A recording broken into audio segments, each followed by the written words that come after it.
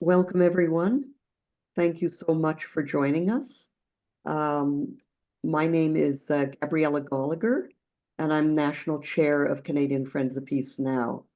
Our organization is the Canadian partner to Peace Now, Shalom Achav, which is Israel's leading peace movement and which promotes the two-state solution to the Israeli-Palestinian conflict. You can find out more about us on our website, peacenowcanada.org. We really hope you will consider supporting us with a donation, which you can do via our website. Just go to the donate page. We rely entirely on donations from people like you. Later on, we'll have time for audience questions. Please type those questions at any time using the Q&A feature at the bottom of your screen. Please make your questions as concise as you can so that we have time for many questions. Our webinar is being recorded and it's going to be posted to our website.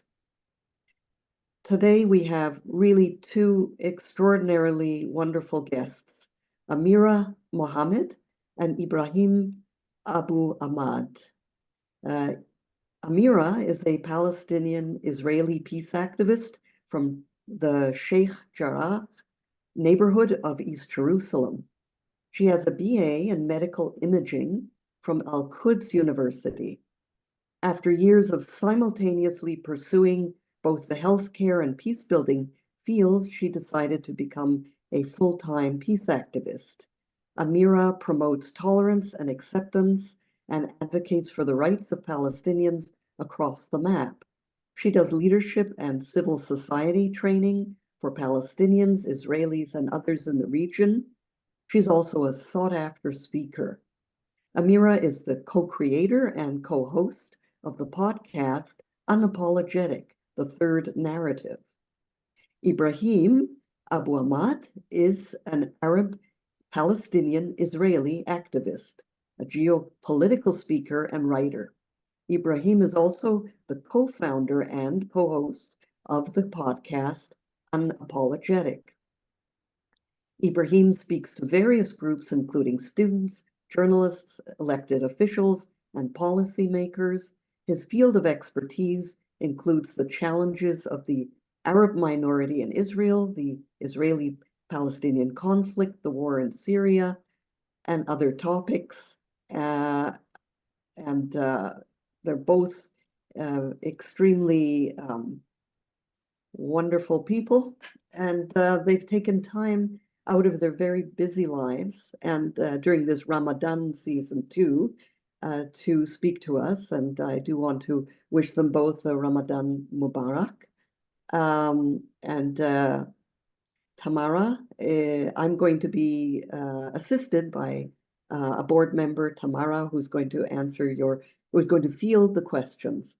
So I'm going to start, and either one of you can start answering this question.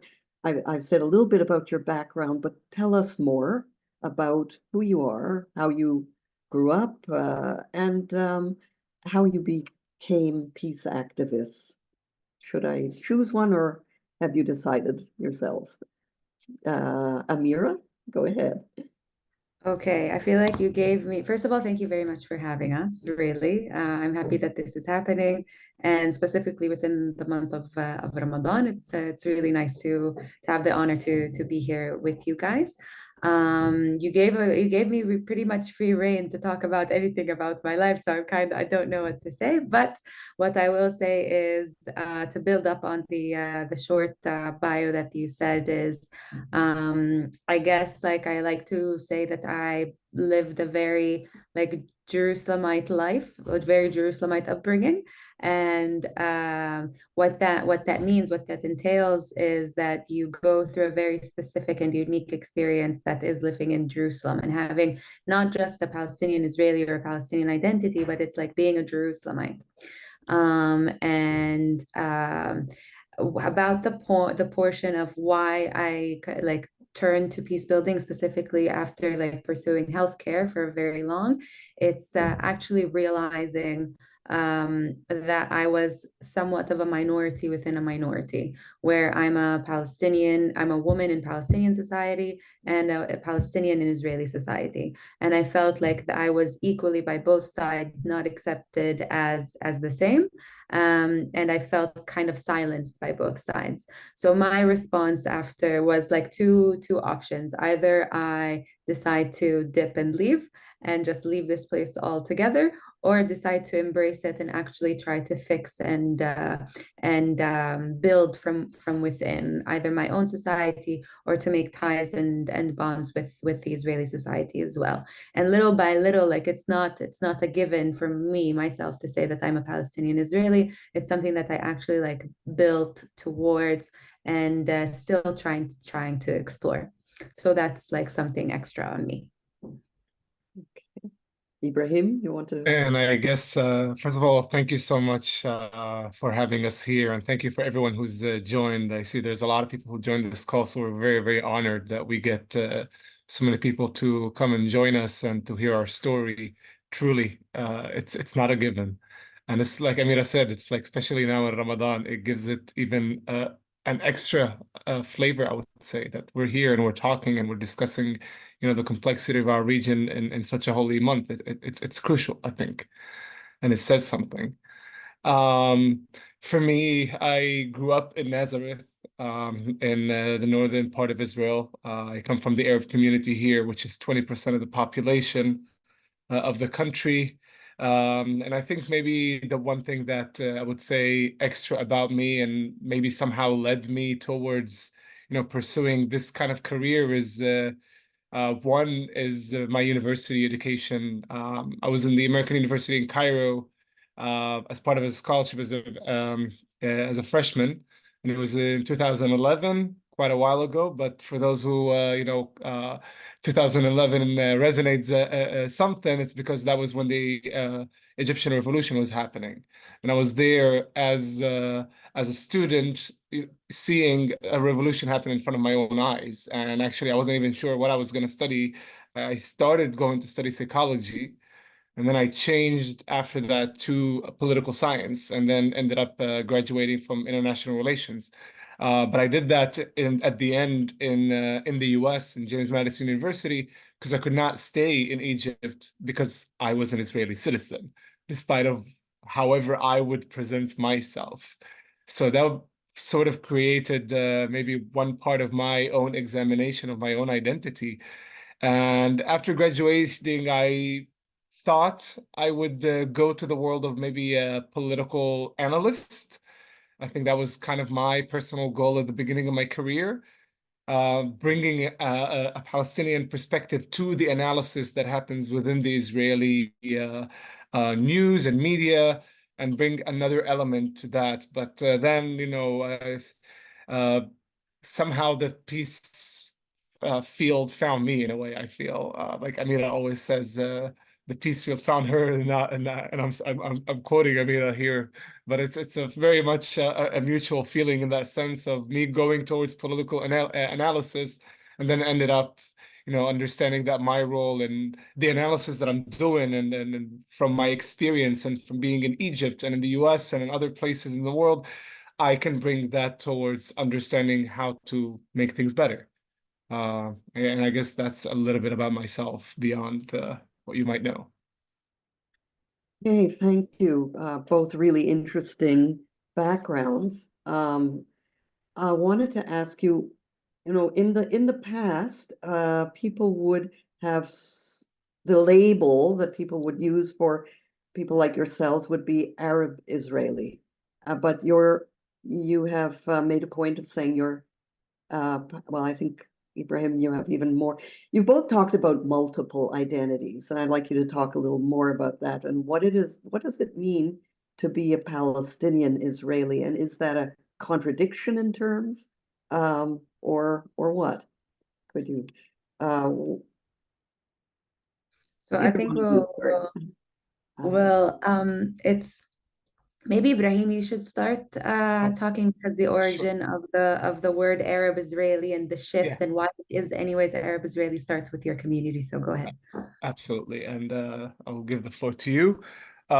So I mean, in general terms, that term of who are Arabs and Israeli comes from the terms that was given to our community, the community of, what is known as I would say, politically correct term as Arab citizens of Israel, because we're Arabs and we're citizens of the country. It's just a fact. And then the slang term became Arab Israeli or Israeli Arabs as a term to define who we are as a community. And we're talking about 20% of the population. Every fifth person in the country is an Arab. But that definition, a definition that was given to us, was a definition that lacked part of who we are as a people, because what it does, it misses our peoplehood. Because at the end of the day, we as a community are part of two things in the same time. Yes, politically speaking, the terms Palestinian and Israeli are being politicized as very contradictory terms. But the thing is, for us, our community, we're part of the Palestinian people, and at the same time, we're part of the Israeli society. And this is why, at the end of the day, we're both. Because my upbringing, my family, just like so many other Palestinian families, have the same original story of 48, of the same war, the same disposition, the same refuge. It just, what happened was the territory that became the state of Israel, every person who ended up in that physical territory became an Israeli citizen. And if you were in another territory, you would have been a Palestinian, either a Palestinian in the West Bank or a Jerusalemite, Gaza Strip, or a refugee. And actually, my family was on the way to become a refugee. They were marching towards Lebanon before they started marching back and settled in a community that ended up being part of the state of Israel. Otherwise, today I would have been a Palestinian refugee in Lebanon. This is the reality. But at the same time, we are also part of the Israeli society. We're not just citizens de facto. We live together. We're neighbors, we're friends, we're colleagues. Even our cultures got so mixed that when we speak to each other, particularly people in the north of Israel, where the majority of the Arab community resides, 55%, we use half of the words. Sometimes when we speak two Arabs to each other, we use Hebrew. So much Hebrew in our vocab. It's crazy. And it's not just a one-sided thing. The Jewish community in Israel also took so much from our culture and our language as well. I cannot tell you how many times I've told Israeli Jewish friends about certain words that they use in their slang that they were sure they're Hebrew, but they're Arabic. They come from our own slang, but they embrace them because we live together and we end up absorbing each other's cultures and mixing each other's cultures to each other. So we also became part of what became to be known as that melting pot of the Israeli culture and society. We're part of that, but we cannot also detach ourselves from our original identity as a people, a Palestinian peoplehood. This is the same story. We derive from the same story, and we cannot forget our own people in our own history and our own story as well. And it's been always such a clash of two identities in the country. This is part of the reason why the term is Arab Israeli, is because the term Palestinian is a political term in Israel. Because the term Palestinian in Israel is perceived as, if you call yourself Palestinian, it's a political statement. It means you believe this place, all of it needs to be Palestine instead of Israel. But the term Palestinian to us is a peoplehood, not a statehood, not a policy, not a political stance. It's who we are. And then the politics, we can always talk about politics, and things can be improved and changed. And this is actually where I believe our community has a very, very special role to play, because we're both. We're the only community within this conflict that has both realities, both a Palestinian reality and an Israeli reality simultaneously. We're the only ones in this conflict that speak both languages, that had both upbringings, that can see and understand both realities. We have the keys to this conflict in that sense. We can bridge in the gap because we can fill in that gap because we're both. And this is my firm belief in our community's position. It's not just because I want to call myself Palestinian Israeli. This is what I think the development and the evolution of our community is, that it becomes both. And I know that for Amira, it's a completely different type of story to come to that identity. So what I was talking about so far is what is known for the Arab citizens of Israel, or Arab 48, another term is used for us, which is the Arab citizens of the country. The Jerusalemites are a completely different story, and I'll let Amira take it away from here. Yeah, I just hope we don't confuse anyone with all of these. So we are, even though Ibrahim and I reached the same conclusion, the same terminology of Palestinian Israeli, we come from completely different Palestinian upbringings. And the thing is that there is even more. Like there is Palestinian of Gaza, which is also another experience, Palestinian of West Bank, another experience, Palestinian of the diaspora, and then Palestinian refugee of different areas around the world. So it's extremely complex. We're just giving you two pieces, only two small pieces of the Palestinian identity. One, which is what Ibrahim just explained, and two is, though I agree with everything that Ibrahim said, I don't think it particularly applies to Jerusalemites. So Jerusalemites, or the area of 67, or occupied Jerusalem or East Jerusalem, is recognized by Israel to be annexed and part of Israel. East Jerusalem, including Sheikh Jarrah, where I'm from, is inside of the wall, so it's inside of Israel proper. And the majority of East Jerusalemites have something called an Israeli residency, a temporary Israeli residency. Now, what that means is, one, it's temporary. Why is that temporary? One, Israel can revoke it whenever it deems fit, whether that means that it suspects some like activity that is involved, something against the state of Israel. It can revoke it and kick you out to the West Bank.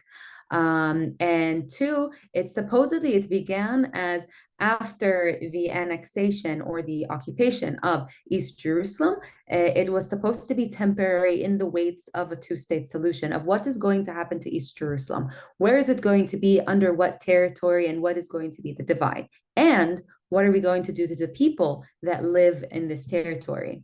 So the reality on the ground is that the people reside within the wall, part of Israel, but because it's still like occupied and kind of like a disputed place, it's temporary residency of these people aren't actually part of Israel, but they're there.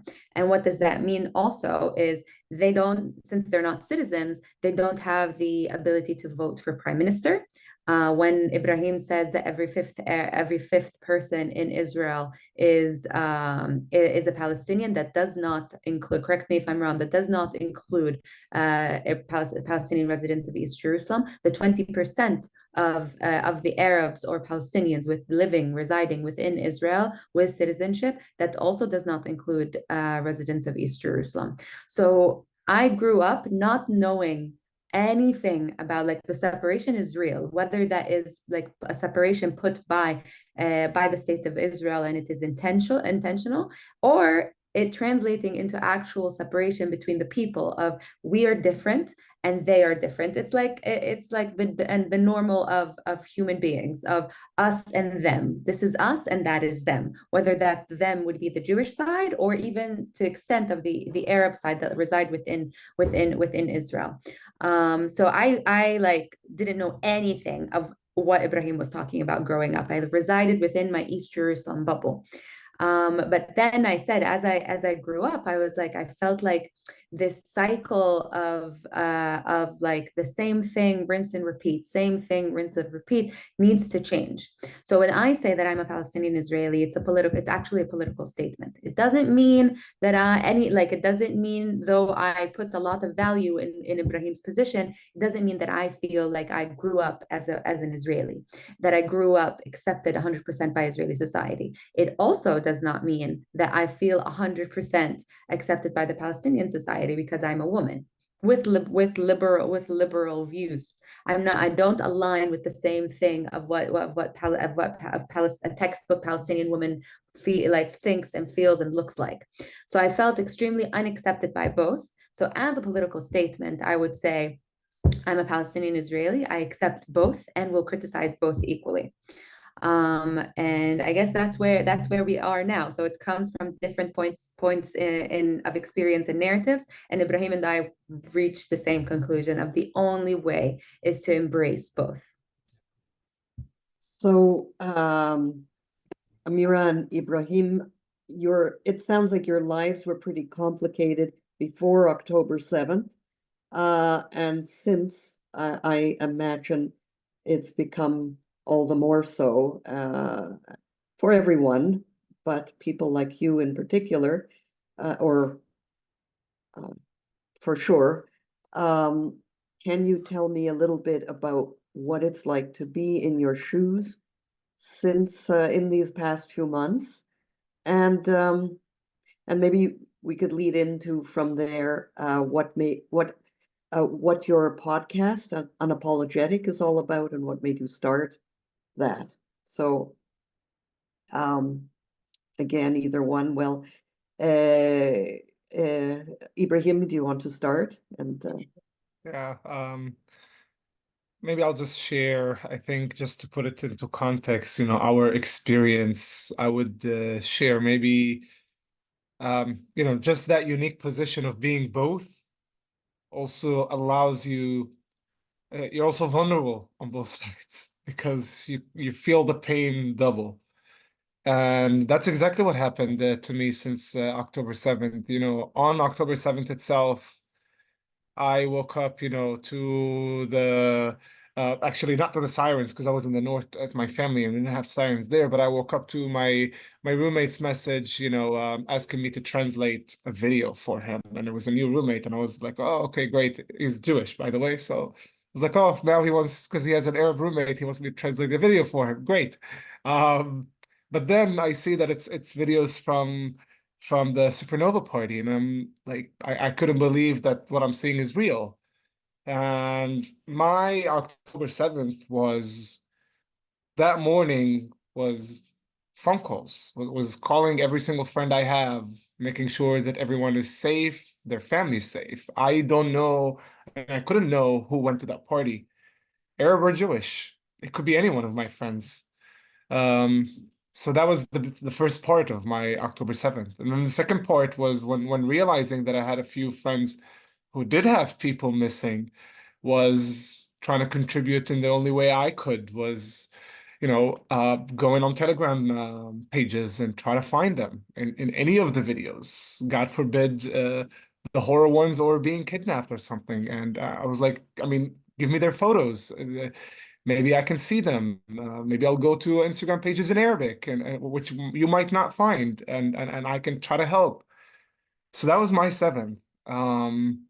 And afterwards, but then 2 days after that, or 3 days after that, it's making contacts with my friends in Gaza, is to make sure what's going on there. We had friends that they were trying then to get out, and how can they get out? And the situation is becoming horrific. And then you hear stories that are unbelievable, that had been happening and are still happening right now as we speak. And you just, it's so hard to, have all of this emotion. And maybe that's like the spoiler for the next question I think that was the explosion of looking at what was happening in the world, and such a one-sided image to what was happening, and to look at being so polarized to a point of demonization of one another, where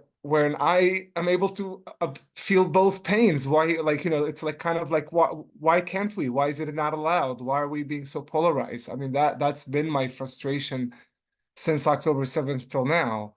And I guess we can talk about it a bit more when we talk about our podcast. But that's just in a nutshell, just the frustration of having both feelings and both empathies and both pains, and feeling that it's not the norm. I think that's like the toughest thing to grasp about it is that, we're talking about it as something controversial. And like, how can it be? And that's been my frustration and my kind of like feelings and emotions since October 7th about, being in my shoes in that sense and having, yeah. Thank you. Amira?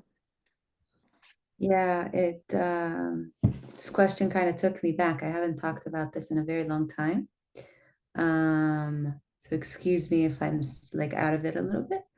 I was actually not in Jerusalem on October 7th. I was in the center. So I like felt like I was in the midst of everything, the rockets. And I've witnessed, like I've been through a lot of things that are either irrelevant in like whether that's 2021 during the most previous escalations, or studying in the West Bank and going through like an actual like IDF raid of our university.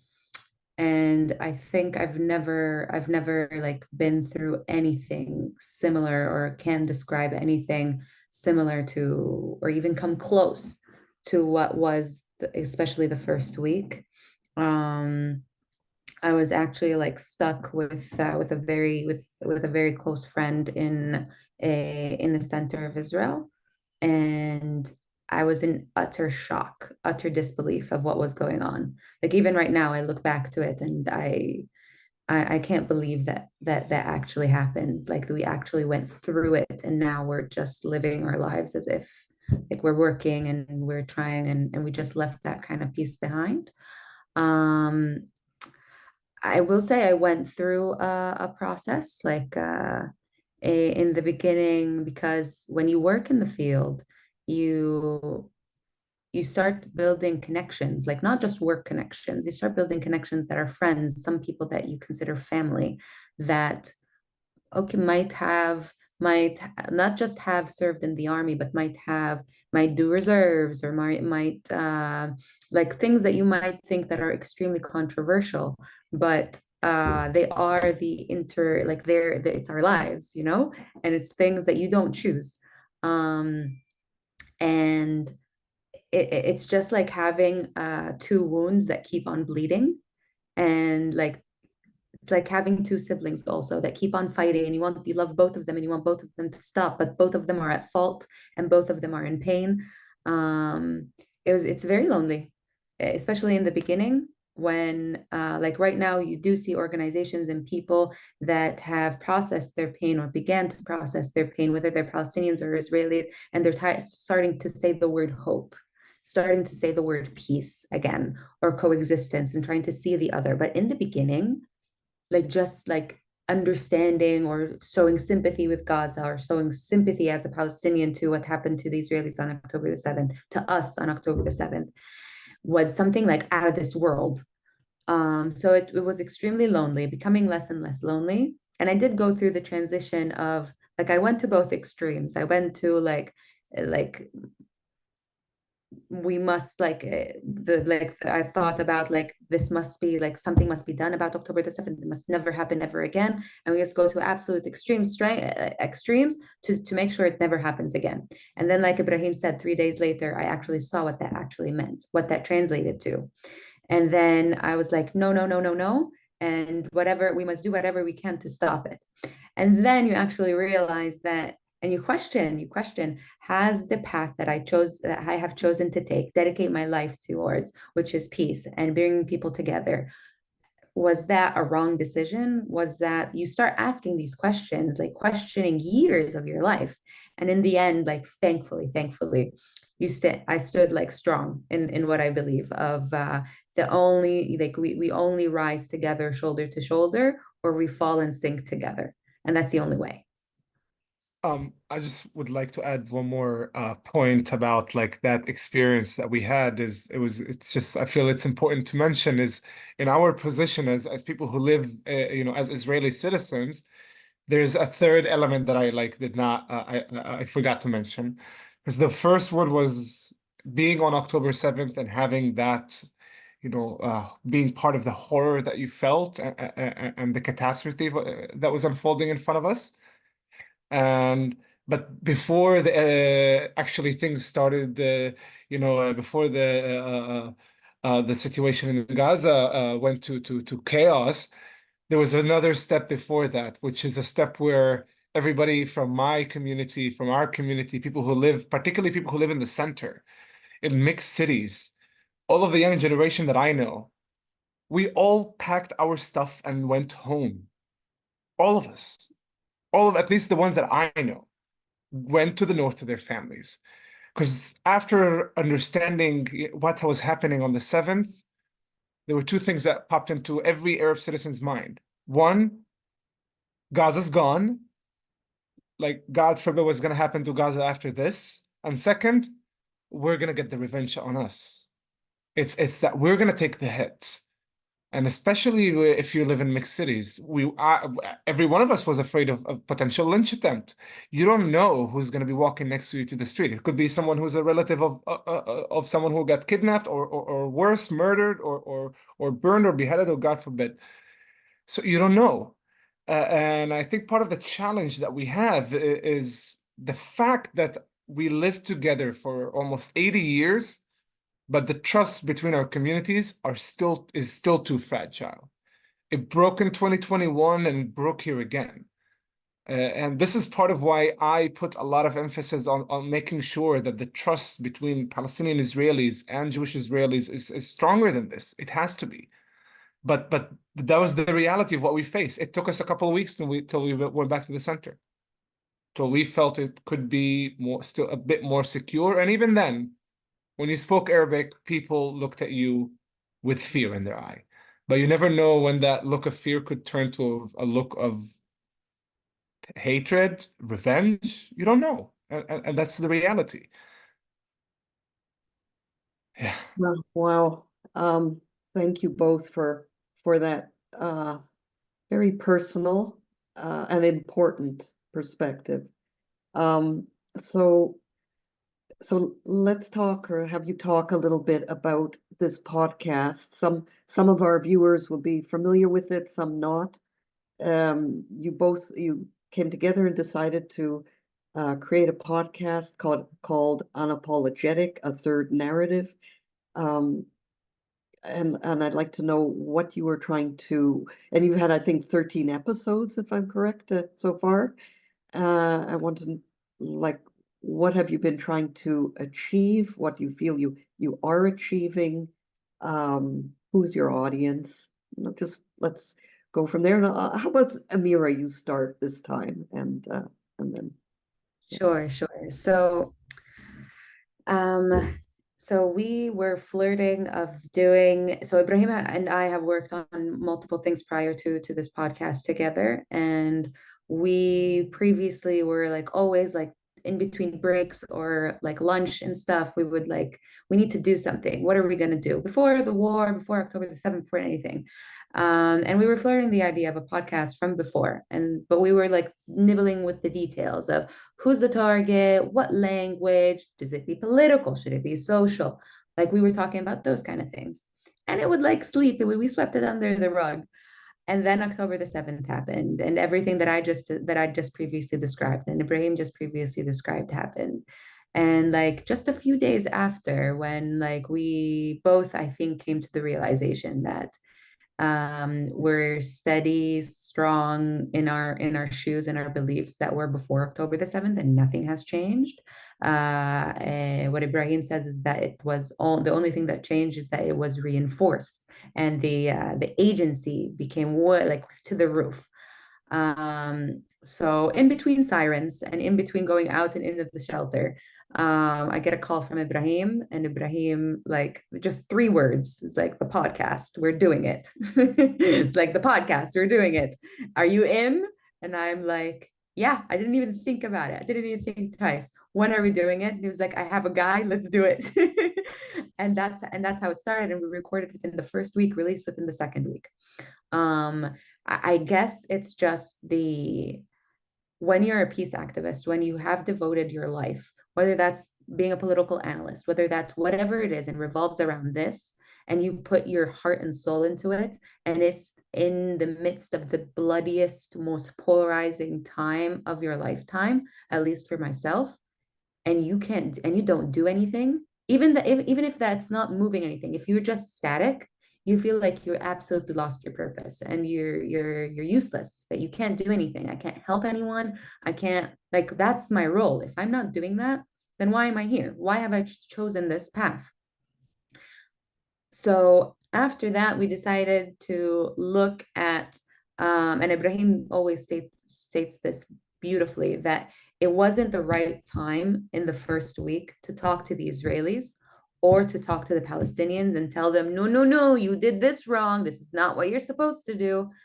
But we did see the rise of anti-Semitism, of Islamophobia and anti-Muslim hate, and what people were doing to each other outside of our region in our name, both as Israelis and both as Palestinians. So we decided that to be our first step, that it's going to be in English, and we're going to kind of dissect through our lens of being both Palestinian and Israeli, to dissect what was actually going on. And that's how it all started. So initially, our audience is anyone who speaks English that's interested or reaches our content of what it is like to be a Palestinian Israeli and what are the ins and outs of the complex identities of Israel and Palestine.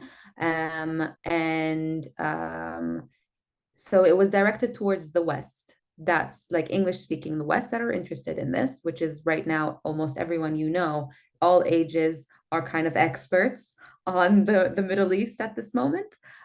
So we wanted to like make sure to like kind of address the polarization, address the fake news and the misinformation that was going on. What did I miss, Ibrahim?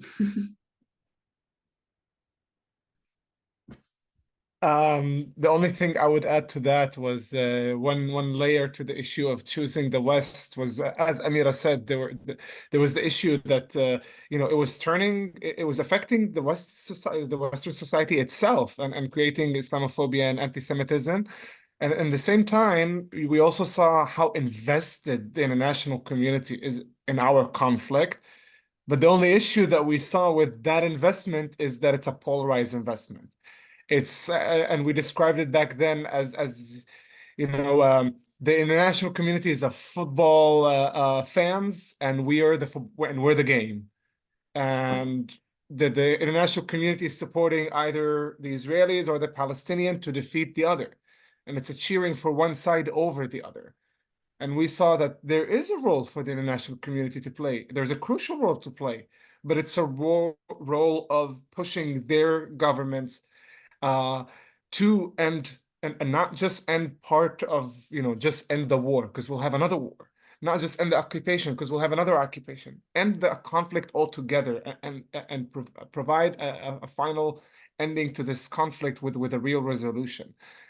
So that's one thing that that can be the international community's role to play. The other one is, by the way, to be an example of how people who are detached from the conflict, it could be Arabs and Jews, but are not, directly connected to the state here, to being Israeli or Palestinian, but that they can also show that they can have empathy, they can create dialogue, they can create, a place for both to exist in the same time. If we're able to do it here inside Israel and Palestine, and some of our friends are both Israeli and Palestinian, we have such debates and conflicting ideas with people from different political views as well.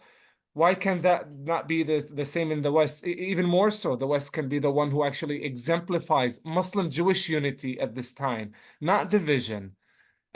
These are some of the things that we were hoping to reach by reaching out to the international community. But slowly now we're getting more and more talking also to the Israelis and Palestinians about, all the things that both sides have done over the years to get us to where we are today. At the moment, our audience is about 56% of our audience comes from North America. About 10% of our audience comes actually from Canada, and about 46% come from the United States, and the rest from Europe and Israel. and we have actually like the listens, we have over 120 countries of having at least one person listen in each country, and we've reached just now over 98,000 plays, so we're almost there at 100,000 plays of our episodes. And we're continuing to bring in more voices to discuss complexity, to to share views and different views also than ours at times, and to show that a conversation is can be made. It's not impossible. Yeah, and I would just add before just one thing, is that the aim for the future is even higher. Like this is what we have right now. The aim for the future is even higher of addressing the communities with their with their languages, whether that's Hebrew or Arabic, addressing the Arab world, like being the active movement and community of the third narrative. That's like the end or the direction of the latter.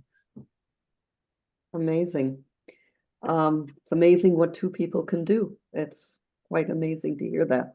I just want to remind our audience that the links to the link for getting to the podcasts are in the chat, so you have two options there. I want to close my part of this with one final question and then get to the audience, because we do have a lot of audience questions. I want to tell our audience that Amira and Ibrahim have generously offered to stay beyond the hour, so at least 15 minutes after the hour. So we'll try to get to as many questions as possible. But I do want to ask you this, and maybe this is a big question, so but I'll ask you, to try to do it briefly if you can. What is your vision for peace? What do you think needs to happen? I know, big question. Yes, but if you could just give us a few words, and then that'll be repeated, I'm sure, by some of the audience questions. Amira, do you want to start?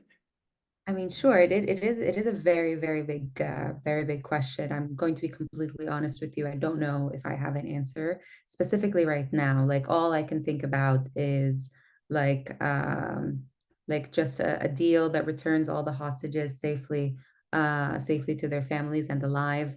That a deal that would stop the war on Gaza, and so our brothers and sisters in Gaza can stop suffering and breathe a little bit. That's like where my mind is at, even though I am working and building towards peace in a time where the word peace has lost its meaning. But I am like I do envision like a better future where things are like better, where in terms of there is like freedom of movement and there's access to holy sites and all of that. That's my ideal. I may be naive thinking of that something that we can achieve.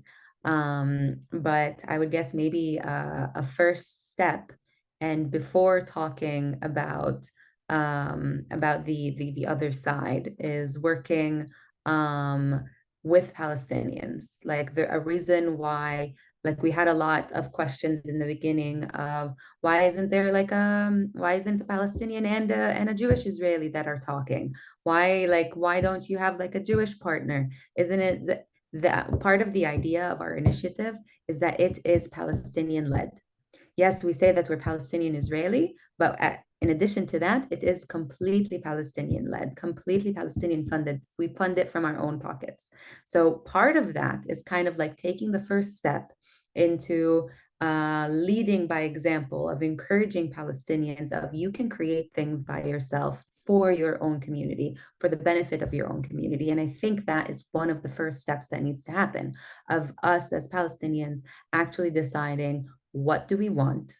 And I'll quote our most recent guest, Ahmed Fa'ad al-Khatib, a Gazan American, that said, we need to understand, what do us as Palestinians want right now that is reasonable and achievable?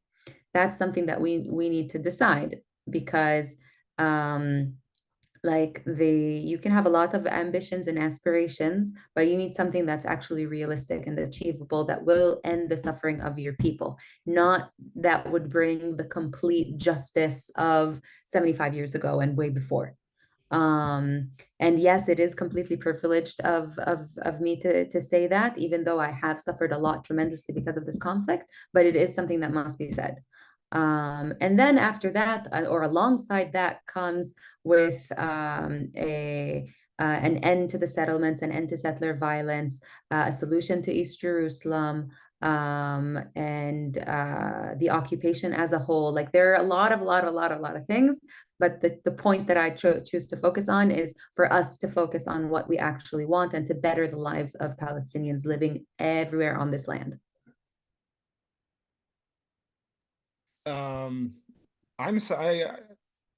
Is it me or I understood the question completely different? Because I understood the question to be what we think the end of the conflict would be like our end vision. Is that what it was, or You what's know, this? Amira's answer was wonderful, and yours will be as well. So take it I where wasn't you'd sure like. what you were like asking about, the road or the end game.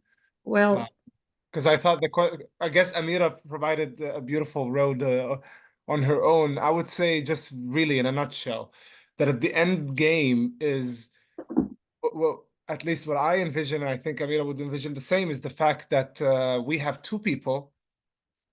Both people aspire for self-determination, something that is, accepted as a right to all. And if both people believe they need to have their own self-determination and their own statehood, both people deserve to have that, and both people should have that.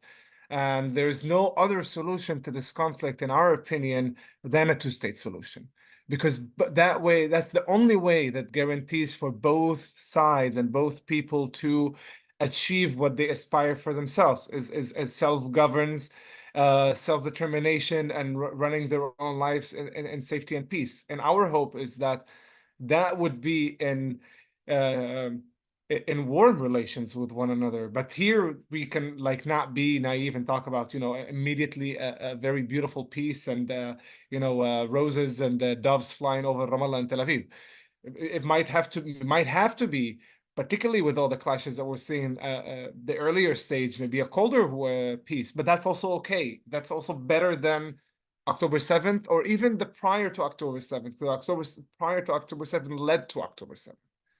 That, and I say that a lot, that all of us, every one of us who is in the peace camp, we were too comfortable since the border, like the wall on Gaza was established. We were too silent when escalations happened every time. We had an operation 2008, 2011, 2014. We had clashes in May 2021, but we never raised a black flag as saying it has to end now, because otherwise a disaster is about to happen, and to be like to bring as much urgency as possible. That is all our fault as people who believe in peace, that we didn't feel urgency enough that it needs to happen now, and saying now when it's quiet, not now when it explodes. But we are where we are today, and we need to take the step now, because there is an opportunity in all of this chaos, an opportunity to have a realization on both sides of both people that for their peoplehood's sake, and for their further generation, and for their children to have a better lives, an end to the conflict has to come now, more before any more disasters and atrocities happen. thank you. I'm going to hand it over to my colleague, Tamara Salpeter, who is going to field the audience questions and do as many as she can. And I just wanted to mention, Tamara is the one who had the idea of inviting you both. So thank you, Tamara, for that. Go ahead. Thank you, Tamara. Yes. Hello, and thank you again for taking the time to be here with us. It's really important, and you know that, which is why you have your podcast. So thank you for sharing your stories and your ideas and your identities. I just will let everyone know that I answered in the Q&A one of the questions, and that's where you can see the links to the Spotify and the Instagram, because through us, we can't actually use the chat either. So please look under Naomi's question. I've typed the answers, so you can see the links there. And the rest of the questions, I'll try to do them in order, and I will, it's not what I'm saying, it's what people in the chat are saying. And if I say someone's name incorrectly, I apologize. So the first one is from Janos Molnar, and they are asking if the majority of Israeli Jews are supporting the settlers' activity / movement and are opposing the two-state solution. Do you have any thoughts on that?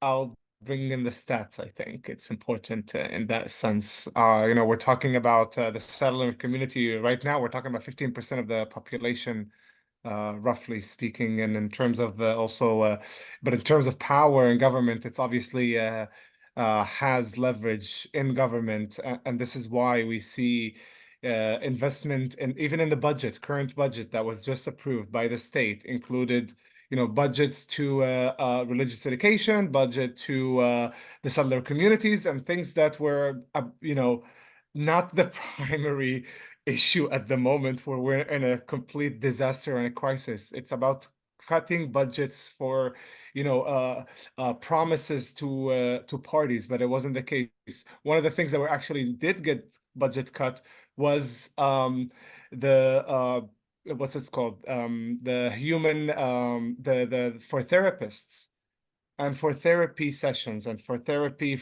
We have so many people having trauma victims on a daily basis, and that's what we're cutting. Investment in therapists and in people who are actually doing a sacred duty in that, but we're giving budgets to the settler communities, and it's because of political promises. That's the main disaster that's happening, and it's not being supported by the majority of the Israeli Jewish population. But at the same time, currently, in the middle of the war, the majority of the Jewish population, at least from the last poll that I saw by Dr. Schindlin, who I'll also send her link in the chat, Dalia Schindlin, she talked about over 60% of the Jewish Israeli population against a two-state solution at the moment. When in the past we could reach up to 50% supporting two-state solution. But right now we're at one of the lowest points in which we could see support for two-state solutions. Actually, I think it's no, actually, I'm having completely wrong numbers. I think it's over 80% that are against at the moment, which is not the case in a regular situation. But this is wartime, but actually, when the question was phrased to people, would you accept a settlement with the Palestinians in exchange for a deal with Saudi? The numbers of people who are supportive of that increased. So it's about how you phrase, what are we getting? If you're saying, are you supportive of a Palestinian state? The vast majority will say no. But if you change the wording and you say a settlement with the Palestinians that would provide us also with security and stability, more people will say yes, even though the end game is the same one. But it's about how we phrase our intentions and how people, what they want to hear sometimes. That's part of the situation. So it's really hard to find real beliefs in what people actually think in their soul little corner of their heart, but people look for their interests, absolutely, and if their interests are met, more people are supportive of a resolution, as long as they see the benefits for themselves of having security, not just a Palestinian statehood. It sounds like a gift for, and Israelis use that term. Oh, it's a gift for Hamas. No, it's not. It's not about giving any gifts for any terror. It's about ending the conflict. It's actually the biggest punishment for Hamas. Hamas doesn't want two-state solution. We're not giving them a reward by that, actually. But it's about how we phrase it, and more people can see when their benefits are met, they're more inclined to be supportive. Thank you. Amira, do you want to speak to that or should I move on? I'll just briefly say that I agree with Ibrahim, what Ibrahim says. I'm not a big fan of polls in general, let alone in time of war, because you never know, like, if it's actually representative, if it's actually specifically when it's targeted towards, like, it's something like having a poll done during normal times, I'm saying, in a democracy, and having a poll done in a dictatorship, because you know that everything's monitored, you know people are going to know who is answering what, and it will have like repercussions on that person's life. So we kind of know that the poll is going to go with what the leaders of that dictatorship are saying. And when I say, like, and I mean Palestine, Hamas, like all these questions, anything that's done on the Palestinian side is going to be not accurate because it's not a democracy. And when it comes to a dictatorship, right now in the times of war, again, what Ibrahim said is key of how things are phrased. And specifically now during an active violent war, not only an escalation, but when there are that amount of hostages that people want back, when there are that amount of people dead, soldiers dying on a daily basis, of course, people are going to tell you, no, the Palestinians don't deserve a state of their own. No, they're not going to be our neighbors. No, peace is impossible. It makes sense. Does that mean that that's representative and that's what they actually want? Not necessarily. So I agree with what Ibrahim said. Thank you. An anonymous attendee is saying that many progressive American, and then it's missing a letter, I don't know if it's news or Jews, no longer believe in a two-state solution. What are your thoughts about this? And there's another question that kind of connects. Let me see if I can find it.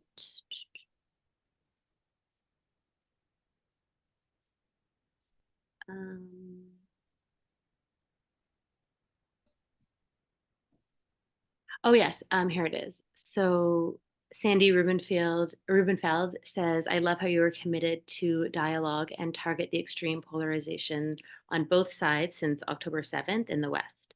Among people who are in the West, among people who have never lived in Gaza, East Jerusalem, and the rest of Israel. However, it seems like in Canada and the US, groups called Palestinian Justice, which the majority of the left here are supporting, are trying to stigmatize peace groups like Omdim B'Yachad, Standing Together, and telling left supporters not to allow them in their umbrella or speak to at any of their events, because they say that any supporters of a two-state solution are supporting colonizers/imperialists.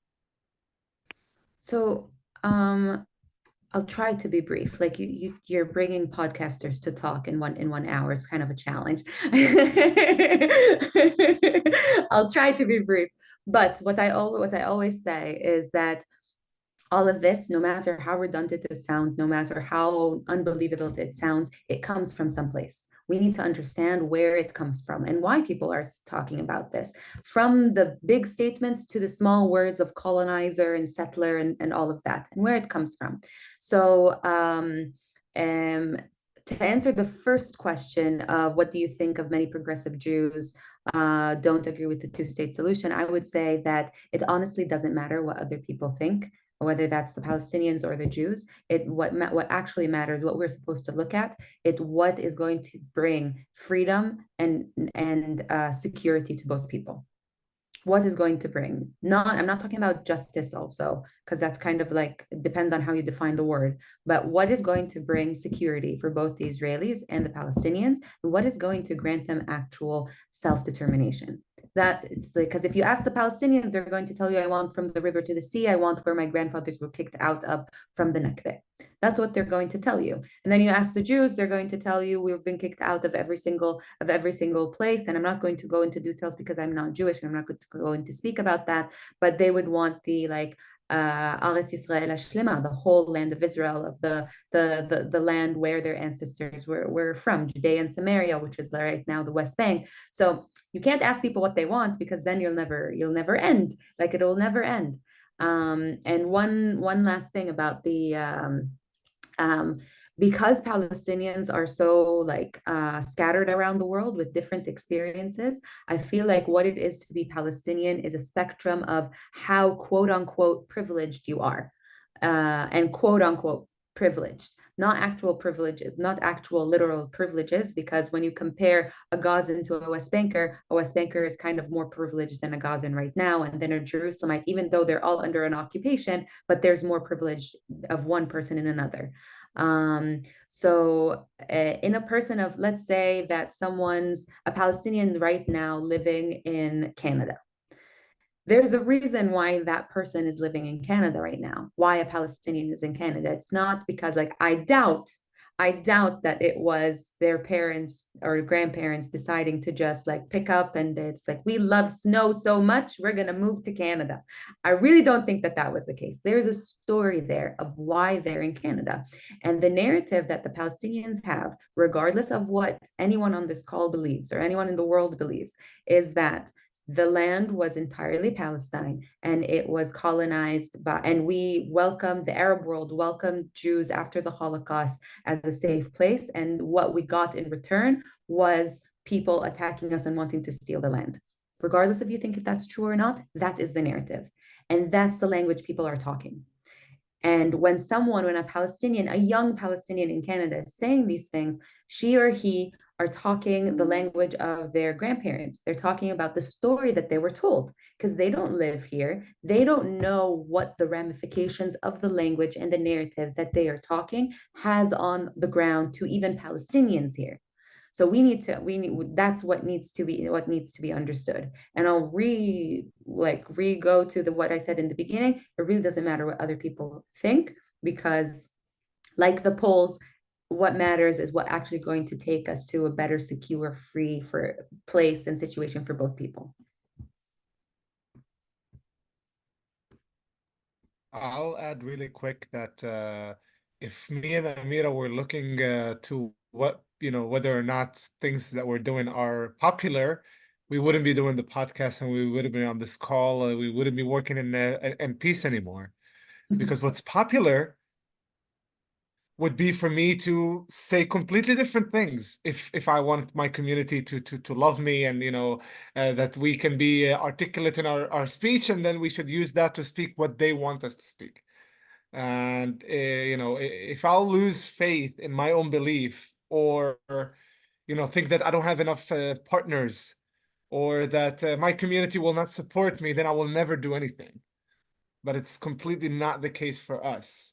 Because even if we're the only last people saying it, we're going to continue to say it. I didn't care when we started the podcast if we're the only ones who are talking about peace right now or not. Honestly, I didn't care. And we did not care whether or not people will be, attacking us or calling us traitors or anti-Israeli or anti-Palestinian. It did not matter to us. We can be sacrificed in that sense, because what we need is to end the conflict. Whether people, think this is going to be it or not, we will march. And when people see that we're doing it for their benefit, they'll join. So we're not going to wait. They're going to join in at the end once they see this is the only way forward. And that includes everyone who is, in the international community. I'm not looking for their permission of whether or not a two-state solution is the right one for my people. With all due respect, especially from the far left, who has gone completely nuts and going, the discussion is so polarized. In a place like Canada, where part of the culture that at least I got perceived as very polite culture, which I love, by the way, which is very un-Arab, but that's part of my own identity. And I had a few years in Virginia, US, where it's like very Southern polite. So I like that kind of culture in that sense. And how did we get to a place where there's such polarization and there's no acceptance of each other, and we're not even allowed to talk, and we're not even bringing people who are from inside the conflict, who are saying they want to live together, and we tell them, no, you cannot say this. How did we get to that place? And who are you to tell me what I should do? Amira's point is great about the Canadian Palestinian, but he's one out of 1,000 in that group who are the vast majority has nothing to do with Palestine. And that's the truth. And my frustration there is that they're telling us that we need to silence our own people that are calling for peace. I don't see them joining the conflict. I don't see them joining the war. I don't see them going to Gaza. And I don't see them doing anything of that sort. As long as they're not physically here, And because what they're saying is, okay, so if we don't want two-state solution, what's the other solution? It's a one-state solution. There are two kinds of one-state solution: the delusional kind, which is the kind of like the fluffy one that sometimes in the West is talked about, of scratch Israel and Palestine and just live together in just one state together. By the way, the last person who said this in the UN was Gaddafi. So if they want to be in that, in that company, by all means. But this is denying both of our people what their own right is. Why are you, someone who is living in the US or in Canada or in Europe, anywhere in the, have your own self-determination? Actually, you have even more so arguments like about self-identification today. We're not even there yet. My identity as Palestinian in Israel is still controversial. It's not even registered legally in the state to be a Palestinian Israeli. We're not even there yet. So to come and to tell us what we need to do while they have the luxury of having their own rights is unacceptable. And because the other one state way, or the only other one state other than the delusional one, is one that comes by force. It's by both of our people wiping out each other. So those people who are calling for this are calling for a genocide of everyone. And if they're going to do that, by all means, come, join in, go to war, because I'm not going to go to war. And Amira's not going to go to war, and my Jewish roommates are not going to go to war. We're not going to be killing each other. But if that's what they want to do, I want to see them put themselves and their parents at physical risk, knowing that they can die, and then to be able to say these things, not when they're sitting at the comfort of their homes. What we are looking for is to end the conflict in a way that we live, that our generations live. If we continue to kill each other, there won't be anyone left. And fun fact, if there are no Palestinians and no Israelis, somebody else will come here and will call this place a completely different name. So it does not matter. If we don't have the peoplehood comes before the land, and that's what both of our people needs to understand. If there's no people, there's no land. So the people come first, and we can divide the land. It's not about 100 meters here and 100 meters there. It's about your children and mine having a better future. Yeah, absolutely. This leads really well into another question, is what we who are not involved in the conflict, us in the West or Europe or wherever, what can we do? And what should we avoid? Support the third narrative. Other than listen to your podcast, which everyone should. No, supporting the third narrative. So the third narrative isn't just the podcast. Unapologetic is the podcast. The third narrative is the actual community that is Palestinian and Israeli, whether that lies underneath our actual identities of being Palestinian citizens of Israel, or Palestinians that accept Israelis, or people that want to embrace Palestinians and Israelis. You see here in the center of Israel, even in Jerusalem, I think a few days ago, joint marches to end the war, to bring back the hostages, using we haven't gotten to the extent of using both flags yet, but all slogans of ceasefire now, bring them home, deal now, all of them. Here, within where it is happening, where the war is happening, it's happening here. Why can't it happen in the West? Why can't the West have joint Palestinian-Israeli protests? And yes, the fault lies on the Palestinians that live there and the Israelis that live there, but they're not also at fault because their people are dying. Like we can excuse them for a second, and the bystanders that are like rah sports fans with the t-shirts and the kufiyas that are all of a sudden so trendy, why aren't they like bringing us together? Why are they like putting more gasoline on the flame? It's as simple as that. You don't need not even 1 second of listening to our podcast. All you have to do is not post that horrible post that you think you want, that you think is going to bring justice. Not post that anti-Semitic or or Islamophobic post. Like it could be so simple. It could be as simple as not doing the bad thing that they're doing. And the like, I really stress on the joint protests. I really wish it could happen. I will fly to the States to join, or to Canada to join a joint march or a joint something, because it would be extremely Joint powerful. vigil. joint vigil, because we've seen vigils, but unfortunately it has been very vague. It has been like not in the name of Israel Palestine. It kind of was like in the name of humanity, or Jews and Palestinians, or Palestinians and Muslims and Jews, and or Israelis and Arabs, not Palestinians and Israelis. Like, why are we afraid of the elephant in the room? Let's just do it. So, and listen to our podcast. That's it.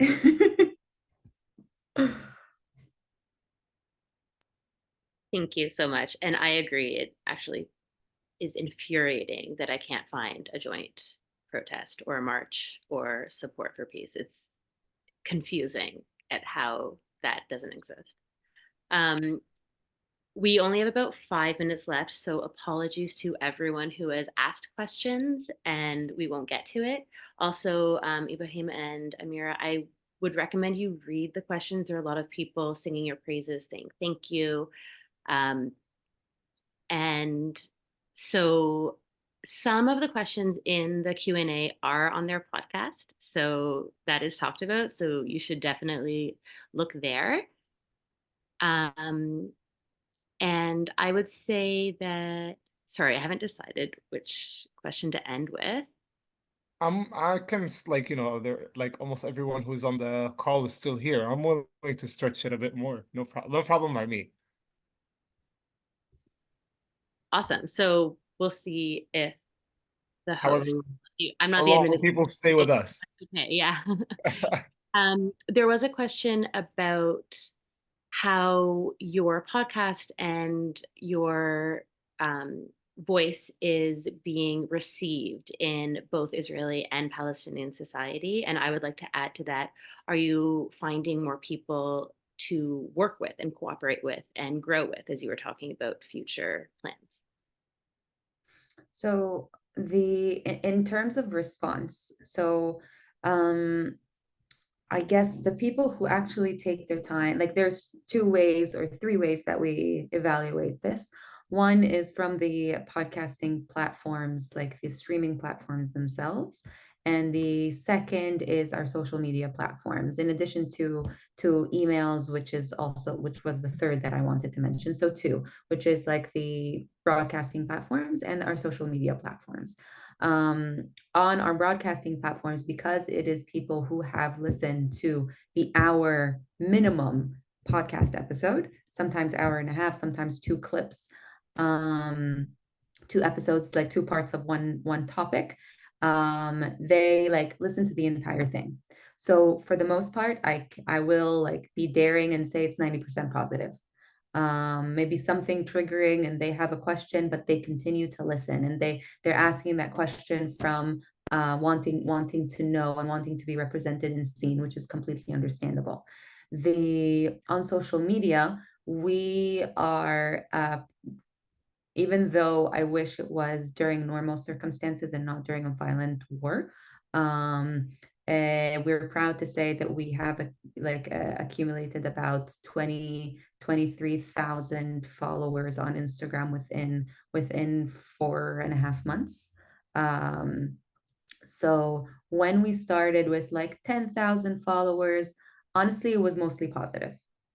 Most of the comments, I would like look for actual criticism. I was like, I want to do like, what are we doing wrong? I want to improve. What are we doing wrong? Because also you want to feel like it's sad, but if like you want to feel like you're actually challenging people. You don't want everyone to just say like, yeah, we agree with you. That means you're kind of in the wrong room. So we wanted also like to push boundaries and stuff. When we like, as each and every 1,000 we would go up, and now we're in 23,000, the criticism becomes like, it is like toppling. It's coming like one negative comment, wouldn't say negative comment, but it's a critical comment of, this is what I believe and this is what I think and this is why you're wrong. So we are having more and more criticism, but I'm happy to say that we facilitate so much rich positive dialogue between either like for the lack of better terms, pro-Palestinians and pro-Israelis that like bicker on our comment section. I've even seen more than 2 instances where two people, a Palestinian and an Israeli, have taken their conversation to the DMs. And I've seen like, let's continue this in the DMs, and they go to the DMs. So for me, they can hate what we post, but as long as these conversations are happening and we are able to facilitate them, for me, that's a win. If someone comes to our platform and see, and like for me, what I want is either someone gets intrigued or someone gets confused. Because if someone is intrigued and wants to learn more, then I win. And if someone is confused and they want to understand more, I also win. Because our identities are confusing for someone who's used to the black and white mentality of things, of Israel bad, Palestine good, or Palestine bad, Israel good, and whatever. So that's basically the how it's being received. And we would like to take it further to make more content in Arabic, make more content in Hebrew in order to actually push our own communities. That's where we're going to get the push. That's where it's going to be like emotionally draining, because those are the people that are like living it. So yeah.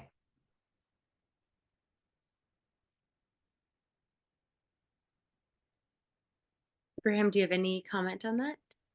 No? And there are some other questions about if you're working with other people like Women of the Sun, Women Wage Peace, Amira specifically, or Standing Together. Are there other non-for-profits or organizations that you do or are planning on working with? We started this project independently, like we've done it as Ibrahim and Amira.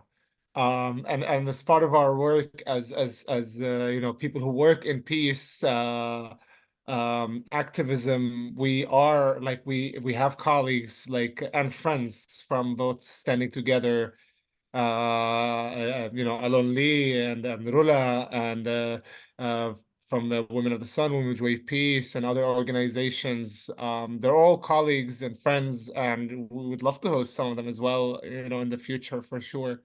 But yeah, it's like we started it as us, and it was like Amira said earlier, it was a statement. Like there's a beautiful thing behind what Standing Together does with two CEOs, being one Israeli and one Palestinian, but there is no something at least we're seeing, and one of the biggest criticisms from Palestinian peace activists is once the war started was the statement of, well, all the NGOs are Israeli run or Jewish run, even when they're international. So where is the Palestinian initiative that stems from Palestinians themselves? That a lot of people were feeling that it was missing from talks within the Palestinian peace community itself. And that's where we felt, well, let's do it. It's not impossible. And that's when I called Amira, podcast, we're doing it. And yeah, absolutely. We'll probably have a couple of them maybe in the future in discussions, and join in one of their marches or something. Like we've joined on you know, privately to some of the things that they've done in the past, a lot of these organizations. Thank you. I was wondering if Gabriella wanted to pop back in. And before that, is there any last things that either one of you or the two of you together would like to say or clarify, or maybe we didn't talk about that you think is important to talk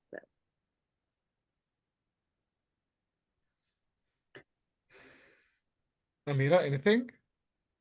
I'm thinking. Aside from our podcast ending, is there anything you want to say to our...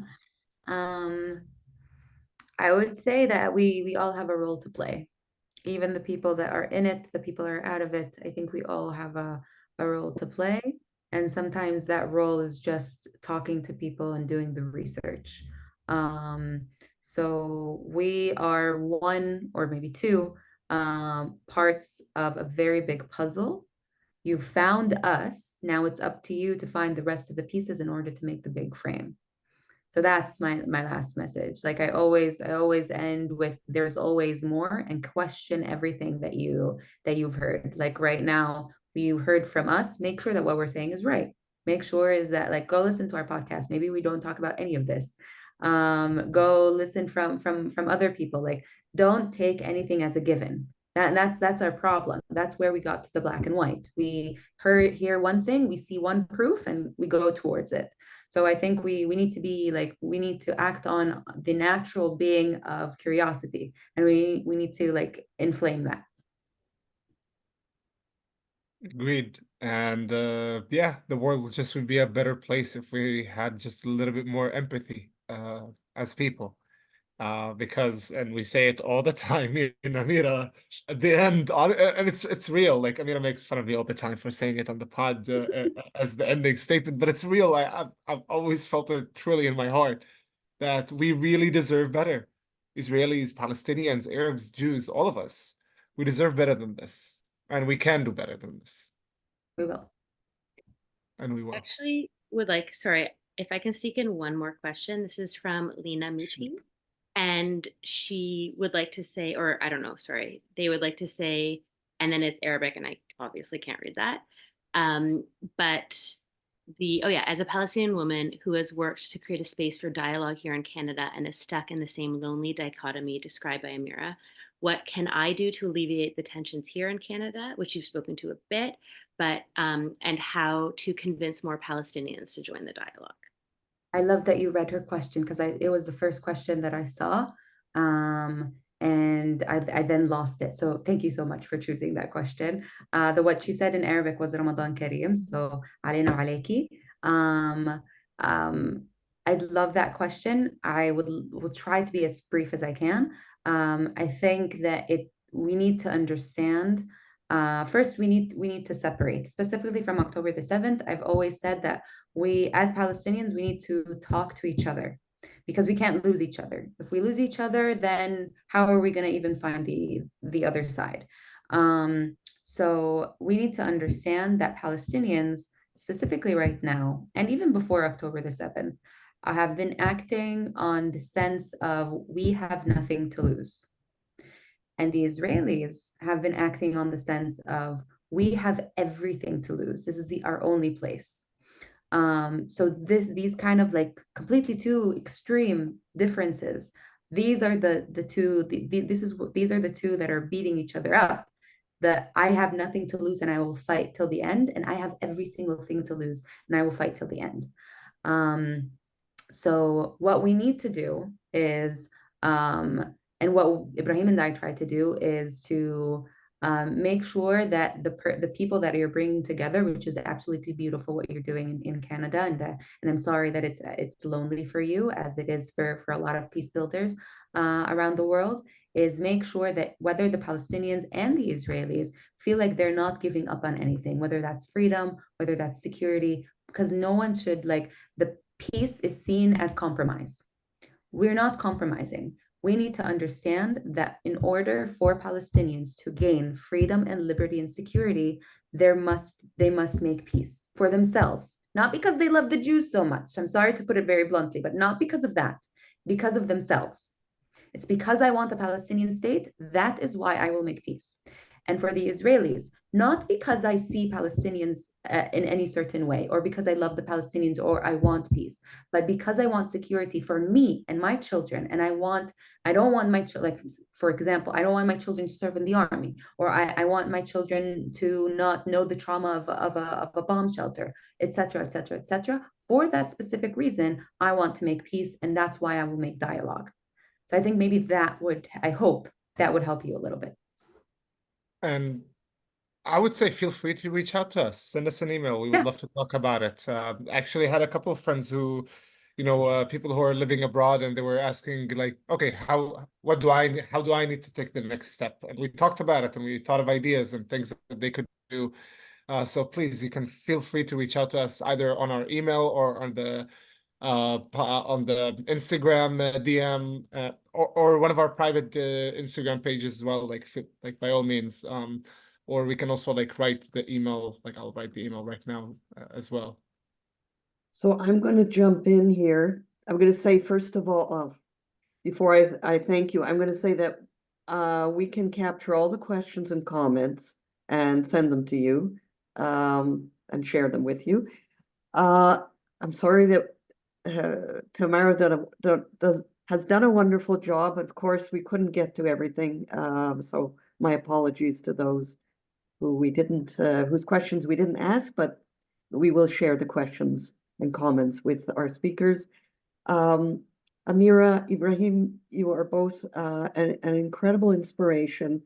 I am so moved by everything you're doing, and I think I speak for everybody who is watching, and certainly all of our Canadian Friends of Peace Now board, that we thank you from the bottom of our hearts.